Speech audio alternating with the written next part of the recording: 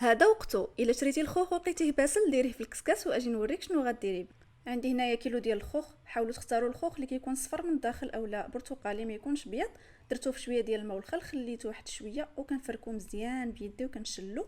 كنديرو في الكسكاس وكنديرو يتفور 3 حتى 4 دقائق. حنا خصنا غير يتقشر لنا بسهوله. في واحد الكاسرونه كندير 900 ملل ديال الماء مع عصير حامضه، كاس لارب ديال السكر، وجوج شرائح ديال الحامض. في هذا الاثناء كيكون الخوخ ديالي تفور، يعني غير نقيس هكا القشره تكون كتحيد. صافي كنقشرو. شوفوا معايا ملي كنفوروه راه كيتقشر هكا زوين وما كيضيع منه حتى شي حاجه. كنقطعو كنحيد له العظم. ملي كيوصل السيرو ديالي لدرجه الغليان كنخويه على هذا الخوخ، كنخليه شويه حتى يدفى ولا يوصل لدرجه حراره المطبخ، وكنطحنو مع الماء ديالو. الا جاكم ثقيل يمكن لكم تزيدوه شويه ديال الماء بارد. انا خليته هكاك. هذا هو القياس ديالو. صافي خليوه حتى يبرد تماما. راه حتى المذاق ديالو واللون ديالو كيتبدل بعد ما كيبرد. كيجي منعش ورائع، خصوصا الا ضفتو معاه الثلج كيجي اكثر من رائع. جربوه وخليو لي ارائكم في التعاليق.